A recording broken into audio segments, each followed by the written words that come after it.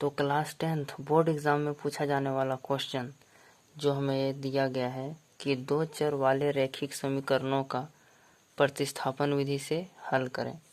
यानी जो हमारा रैखिक समीकरण है x + y = 5 और 2x - 3y = 4, ये हमारा क्या है, एक समीकरण है और एक समीकरण है। यानी दो समीकरण है, रैखिक है और दो चर में है। ठीक है, यानी पावर जो है चर का एक्स वाई, जो भी अल्फ़ाबेट होता है उसको क्या कहते हैं, चर। तो एक्स वाई जो है उसका पावर 1 है, यानी रैखिक है। ठीक है, उसका घात 1 है। और जो हमारा है वो दो चर में है, यानी x और y में है, यहाँ भी x और y में है। ठीक है, तो इसे हमें सॉल्व करना है। तो इसको कैसे सॉल्व करेंगे, तो इसको तीन तरीका से सॉल्व किया जा सकता है। जैसे रैखिक समीकरण है ना, तो इसका तीन विधि है, जिसमें से पहला विधि है हमारा प्रतिस्थापन विधि। ठीक है, इसके बाद होता है एक विलोपन विधि और एक होता है वज्र गुणन विधि। तो आगे चल के आप ज़्यादा यूज करिएगा विलोपन विधि। ठीक है, और प्रतिस्थापन विधि। वज्र गुणन विधि बहुत कम यूज होता है। तो मैं तीनों प्रकार का बता दूंगा, लेकिन पहले वीडियो में, आज की इस वीडियो में मैं आपको बताऊंगा कि प्रतिस्थापन विधि से कैसे हम लोग किसी भी दो चर वाले रैखिक समीकरण को हल किया जाता है। यानी कि x और y का हम लोग मान निकालने वाले हैं। तो जैसा कि यहाँ पर दिया गया है, तो प्रतिस्थापन विधि यानी शब्द से ही पता चल रहा है कि प्रतिस्थापित करेंगे किसी एक का वैल्यू x या y का। तो वो कैसे करेंगे, जैसे कि पहला हमारा जो क्वेश्चन है x + y = 5 है। ठीक है, और दूसरा में हमारा क्या है, 2x - 3y = 4 है। तो हम लोग क्या करेंगे, जैसे कि ये छोटा वाला है ना, तो हम लोग क्या करेंगे, x जो हमारा यहाँ है उसको उधर ले जाएंगे। तो हमारा y बराबर क्या आ जाएगा, 5 - x। ये हमारा y बराबर आ गया। ठीक है, अब हम लोग क्या करेंगे, इस y के वैल्यू को जहाँ इसमें y है ना, दूसरा जो हमारा समीकरण है उसमें भर देंगे। ठीक है, अब हम लोग यहाँ क्या करेंगे, यहाँ लिख सकते हैं आप लोग कि अब हम लोग क्या करेंगे, समीकरण जो हमारा ये दूसरा है 2x - 3y = 4 जो है, तो इसमें हम लोग क्या करेंगे, y का मान जो है ना, वो y का मान हम लोग पुट कर देंगे, यानी कि यहाँ पे रख देंगे। ठीक है, तो 2x का 2x हो जाएगा, -3 का 3, और y के जगह पर हम लोग इस चीज़ को लिखेंगे 5 - x अब बराबर 4। ठीक है, अब 2x का 2x माइनस, अब 5 को 3 से गुना करना पड़ेगा क्योंकि ब्रैकेट टूटेगा यहाँ पर। ठीक है, तो 5 तिये 15।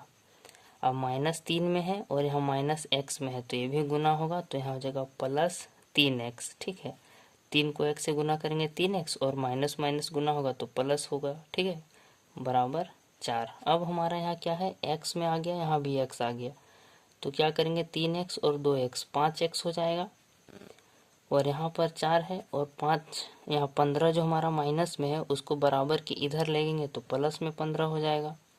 ठीक है, और 15 4 कितना होता है, 19 होता है।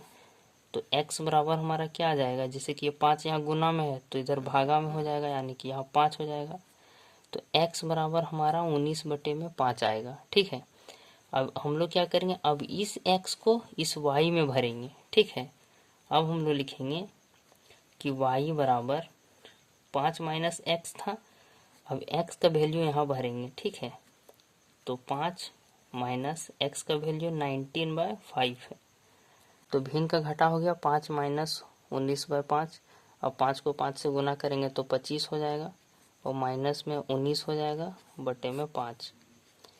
अब 19 में 5, 25 में हम लोग 19 को घटाएंगे तो कितना बचेगा, 6 बचेगा, 6/5। अब हम लोग लिख देंगे कि अतः x बराबर जो हमारा है वो हमारा हो गया 19/5, और y बराबर हमारा क्या हो जाएगा, 6/5। यही हमारा क्या है, इसका आंसर है। आशा करते हैं समझ में आ गया हो। तो दूसरा नंबर क्वेश्चन में आप लोग देख सकते हैं कि यहाँ पर लिखा हुआ है 3x + 4y = 10 और 2x - 2y = 2।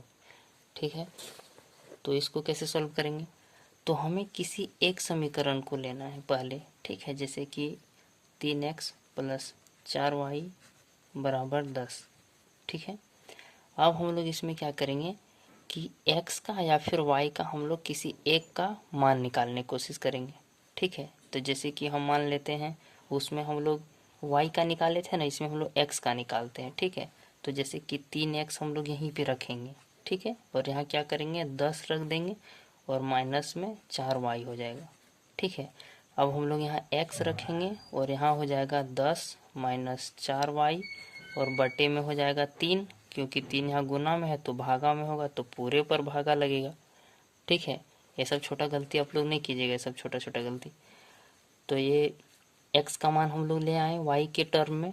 ठीक है, y के फॉर्म में ले आए। अब हम लोग इसमें क्या करेंगे, अब हम लोग लिखेंगे कि जो हमारा दूसरा समीकरण है ये वाला, इसमें हम लोग क्या करेंगे कि 2 है, x है माइनस 2y है इज इक्वल्स टू 2 है। अब x के जगह पर हम लोग इस चीज़ को भर देंगे। ठीक है, तो यहाँ क्या करेंगे 2 है, x के जगह में हम लोग लिख देंगे 10 माइनस 4y बाय में 3 माइनस में 2y इज इक्वल टू 2। ठीक है, अब हम लोग इसको सॉल्व करेंगे। तो जैसे कि 10 से ये गुना हो रहा है। ठीक है, तो 10 दूना 20 माइनस 4 से 2 तो 8y बटे में पूरा 3 है माइनस में 2y बराबर 2। ठीक है, पूरा आसान से बना रहे हैं, आसानी से आराम से बनाना है। अब यहाँ पर जैसे कि है ये भिन्न का घटाव है। ठीक है, तो यहाँ पर क्या करेंगे 20 माइनस 8y माइनस 3 दूना 6y और बटे में 3 है बराबर 2। अब हम लोग क्या करेंगे, अब 8y और 6y दोनों माइनस माइनस में तो जुड़ जाएगा, तो 8 और 6 कितना हो जाएगा 14 हो जाएगा। तो 20 माइनस 14y बराबर, अब 3 नीचे है तो इसको ऊपर कर देंगे तो कोना कोनी गुना होता है, ये आपको पता होगा। ठीक है, तो 3 दूना 6 हो जाएगा, माइनस 14 है ना y, इसको हम रख लेंगे और यहाँ पर हमारा आ जाएगा 6 माइनस में 20, क्योंकि 20 यहाँ प्लस में है तो बराबर की इस साइड माइनस में हो जाएगा। तो ठीक है, तो यहाँ पर देखिए अब हम लोग आगे क्या लिखेंगे कि यहाँ हम लोग लिखेंगे जैसे कि माइनस 14 है y बराबर, अब 20 में 6 जाएगा तो कितना बचेगा माइनस 14 बचेगा, माइनस 14। अब यहाँ पर भी माइनस है, यहाँ पर भी माइनस है तो प्लस हो जाएगा। ठीक है, और y बराबर हमारा आ जाएगा 1, क्योंकि 14 14 कैंसिल हो जाएगा, ये 14 से इधर भागा हो जाएगा। ठीक है, तो 1 आ जाएगा, y बराबर हमारा 1 आ गया। चूँकि हम लोग का x बराबर जो है, हम लोग अभी क्या है y का मान निकाले हैं। अब यहाँ लिखेंगे ये वाला चीज़ कि x बराबर हम लोग क्या निकाल के रखे हैं 10 माइनस 4y बटे में 3। इसलिए हम लोग अब क्या करेंगे, इस y का मान जो है 1 उसको यहाँ पे रखेंगे। ठीक है, तो 10 माइनस 4 और गुना 1 हो जाएगा y का मान बटे में 3। ठीक है, तो 10 में माइनस होगा 4, क्योंकि 4 को 1 से गुना करेंगे 4 बटे में 3। अब हम लोग 10 में 4 घटाएंगे तो कितना बचेगा 6 बटे में 3, तो 3 से ये 2 बार में कट जाएगा, ये 1 बार में। ठीक है, तो हम लोग लिख सकते हैं इसलिए कि x बराबर हमारा 2 है। ठीक है, x बराबर 2 आया। अब हम लोग यहाँ लिखेंगे कि अतः x बराबर 2 है और y बराबर 1 है, यही इसका आंसर होगा। ठीक है, आशा करते हैं आपको समझ में आ गया होगा। अब अगला वीडियो में हम लोग विलोपन विधि को देखेंगे, वो ज़्यादा इम्पोर्टेंट है। ठीक है।